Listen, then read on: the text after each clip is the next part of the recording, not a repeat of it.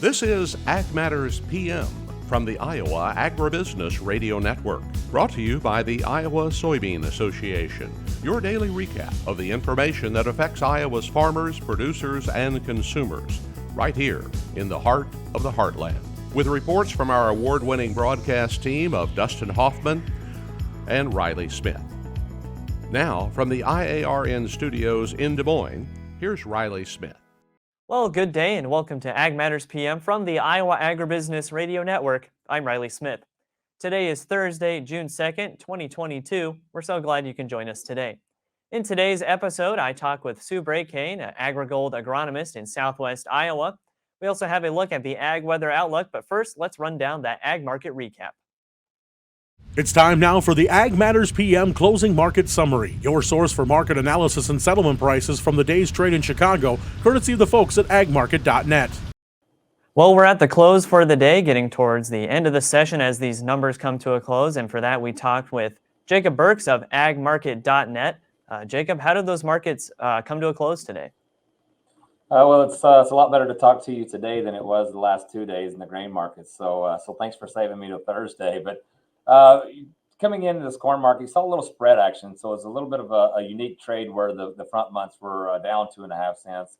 Your back months starting in December were up 2 1/4. So yeah, I think that's probably more of a result in some of this continuation. You've seen about 3 days in a row where we took a lot of risk off the table, if you will, from the fund community. You saw a lot of sales come in and a high volume. So I think on Friday, when you see this commitment to traders report, I think you'll see a large move lower with the commitment of traders on the managed money. So I think that was a little bit of continuation today because the market was all in all pretty strong today. Wheat market was up 20 cents. You had the bean market up 50 cents at one time. Bean market ended up backing off, closing off their highs about a dime, settling in July around 17.30 level. November beans were still up 26 cents. So a really strong day. Most of that generated from some flash sales that we saw this morning from Pakistan, of all people. Not a big customer of us. I think a lot of that flows around from the China moving into the Brazilian soybeans. And I think they're base fishing around for different suppliers. And Pakistan comes to us and has one of the largest sales we've seen all year. And so that really boosted the demand of the soybeans. The wheat market still following back and forth with the news, the headlines. And all these grains are following the headlines. You're taking a lot of war premium out of the grains with the idea that if they're going to be able to export out of the Ukraine, one day you see a headline that says it'll be pretty easy to do from Russia, and then the next day it doesn't sound like it could be that difficult to get things up and running. But all in all, a stronger day, much better than we've seen the last couple of days. Right, and with that Pakistan purchase, like you mentioned, we were hoping that maybe the U.S. would start going to other markets, and especially with the Middle East, maybe pour a little more effort into there, a little more sales into there. Do we think this will be, kind of a one-off deal? This is just, an opportune time, or could we see a bit of a trend continue there with, like I said, focusing those exports in that area? Well, with China going to find a new source and getting into the Brazilian soybean corn wise anyway, but with China's news of how much they're going to be importing being a big question mark, that is something that you should probably expect to see new potential buyers coming in, especially whenever you're not able to walk into the breadbasket of the EU and get that supply easily. So yes, there's going to be a lot of different new potential customers coming along just for that reason. Anytime there's a supply disruption, they have got to go and source that, and I think that you will continue to see different Middle East countries, different Eastern countries looking for us to be that supplier.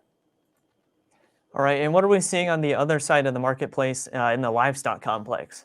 Well, that's actually been pretty fun to talk about. I think the feeder cattle, they did not get the memo on Tuesday that the grain markets were down because it was a pretty reluctant trade. And then all of a sudden yesterday they lit a fire underneath the feeder cattle. They were up over $4 and again up over another $4. I think one of the preliminary things that you got to watch for there is on Friday there, the commitment traders, what happens. We saw that they were holding a near record short position in the feeder cattle.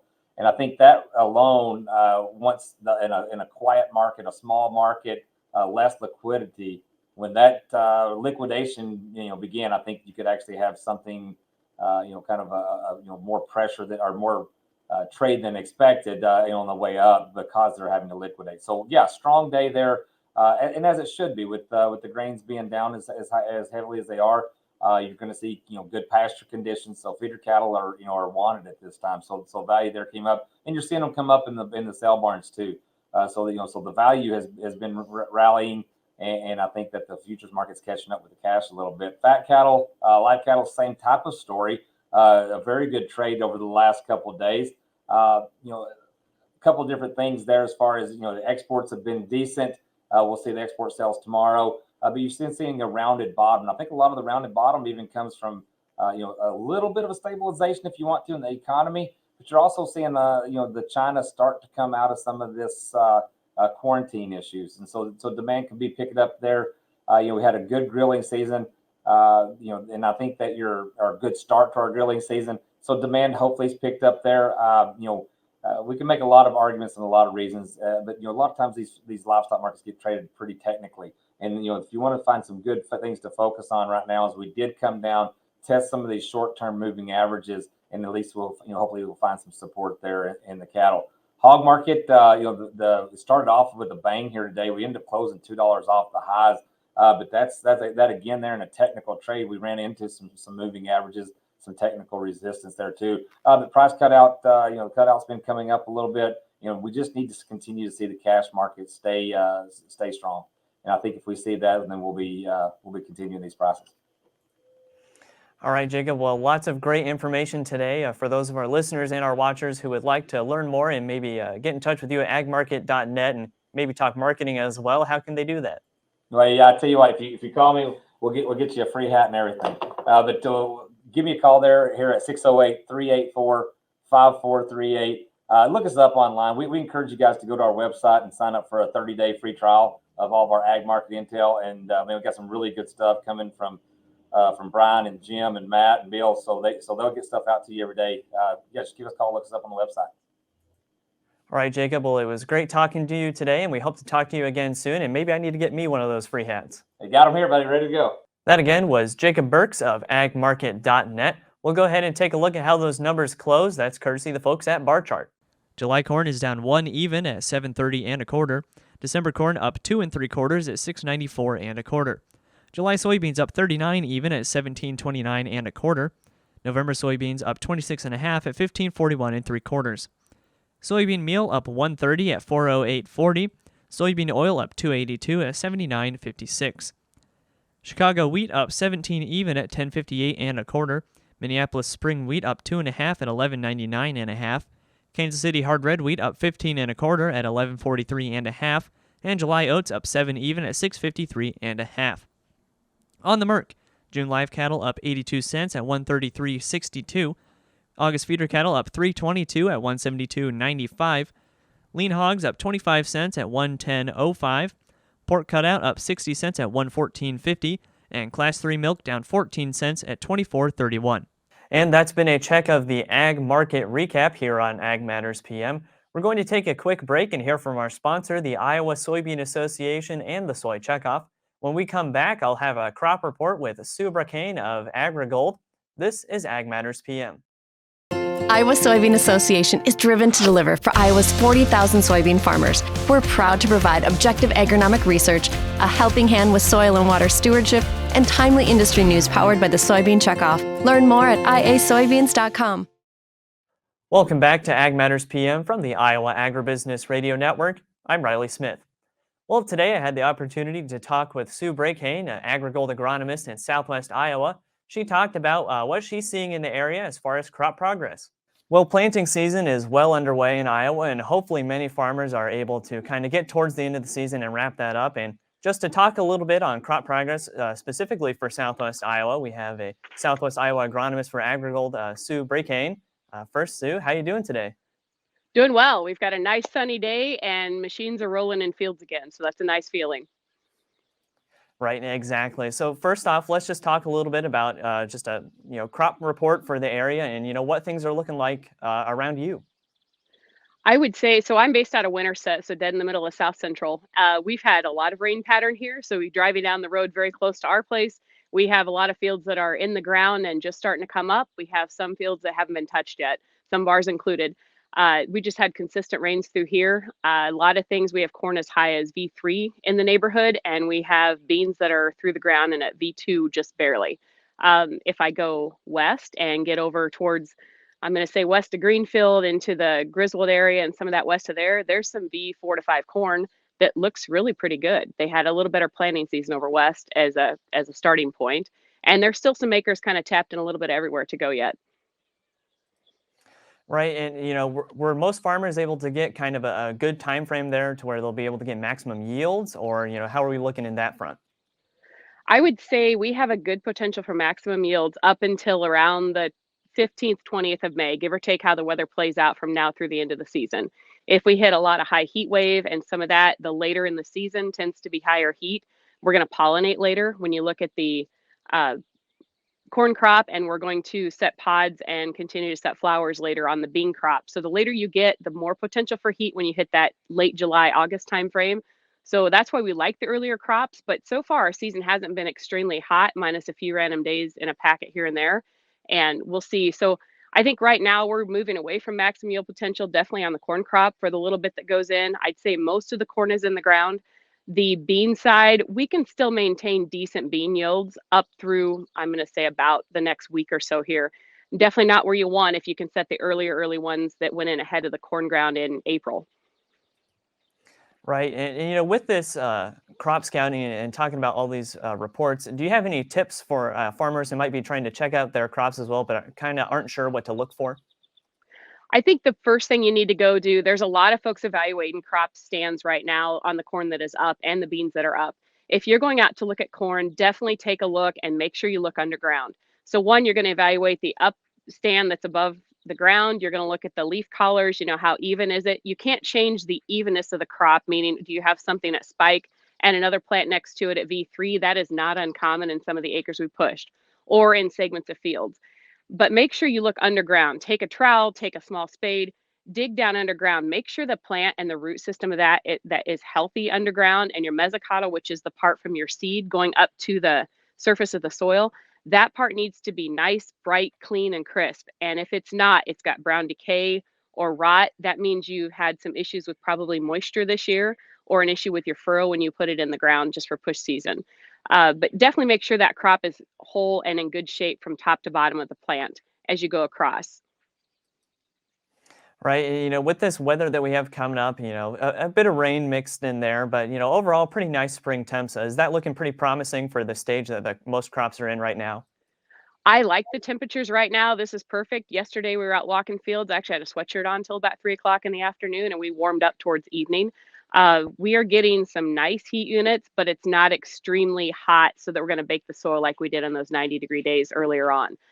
We have some nice temps supposed to come in this weekend, another chance of rain, it sounds like, across most areas, coming in on tomorrow night, on Friday night. So hopefully a lot of field work can be done the next couple of days. I do think you're going to need to take a look. There's still some crop poking out of the ground when you're scouting through. So if you go to the bean crop, we had some reports of slugs this morning up in Audubon County. Some of my coworkers were up there and sent me some pictures and said, what do you think here? Definitely take a look, because it's not always herbicide or poor issues in the soil. The cool, moist conditions also have led to some other damage that we really don't have a lot of control for, minus residue removal and taking a look at other things in those fields. Right, and you just mentioned herbicide, and that's another very important thing that we should talk about as well. So, what are some tips and advice for kind of early season weed management as we get to this very early emergent stage? The biggest thing you can do is make sure if you do not have your pre-on and your beans are just going in the ground, get that on as soon as you can and get the weeds knocked back. There's a lot of folks that sprayed ahead of planting this year. Just everybody's different on how their operation is managed, or if it's custom applied versus your own. If you're looking at the corn crop, make sure you take a look at the stage of the corn crop. It's going to vary across a lot of acres this year just for the season. When you look at that, when we start to get to the point of the plant being the growing point above ground, so we're looking at a 5-collar plant or V5 to V6, your growing point is starting to come above ground. There are herbicide labels you have to watch so you don't have an issue with the corn plant when you spray the herbicide over the top. You also need to make sure that your later stuff, the little pieces that are out there that are just starting to spike above ground, if it's an erratic stand, make sure you're where that crop will not get injured with that herbicide. But you've really got to watch. The later we get into the season, the more we have to watch the crop stage out in the field for both corn and beans. But make sure overall, corn does not like competition very well. So the earlier the better, with a good residual product out there, is going to be your best answer for those acres right now to control the weeds that are starting to grow like a very quickly in the fields. All right, Sue, was there anything else you've noticed in the area that we should go over today? For me, I think everybody's fields are going to be different, and within the fields are going to be different. So take a look now, understand where you're at. It gives you a good idea of how the season has started. We have furrow conditions that were not real prized out in the field, where we slabbed in some things across a wetter spot in an acre. We have places where they look really, really good. So if you're looking at only the good part or only the poorer part of the field, remember the rest of that field is what's going to make your whole crop as you harvest in the fall. So just take a look, know where you're at, understand the conditions before you apply or before you go out to do some things in those fields. There are still a lot of replant evaluations starting as guys wrap up their first planting and say, hey, now I have time to go back and see what I have out in those fields. Take a good look. Let us know if you have questions. We'd be glad to help you out with some of that. All right, Sue, lots of great information today. If any of our listeners and watchers would like to learn more and maybe find out a little more from AgriGold and the team, how can they do that? If you'd like to find out, you're welcome to reach out to us. We're on Twitter, we're on Facebook, we have a lot of social media channels. You're also welcome to give us a call. We have our local agronomist listed on the website. You're welcome to give us a call. My own number is 515-201-4339. You're welcome to call and say, hey, we need to take a look at something. What can we do here? All right, Sue, it was great talking to you today, and thanks for giving us this report. Thank you. That again was Sue Brakhane, an AgriGold agronomist in Southwest Iowa. Let's go ahead and take a look at that ag weather outlook.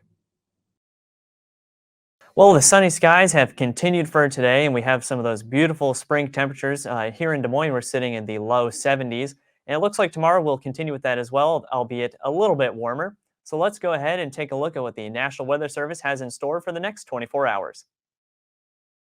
As you can see here from the National Weather Service, we've got more awesome spring weather in store. Today we'll see sunny skies statewide and more seasonable temps with temps ranging from 76 to 79. Tonight, mostly clear skies across the state. Lows overnight should range from 49 to 54. Tomorrow, mostly sunny skies across the state with a slight chance of rain in the northwest during the afternoon.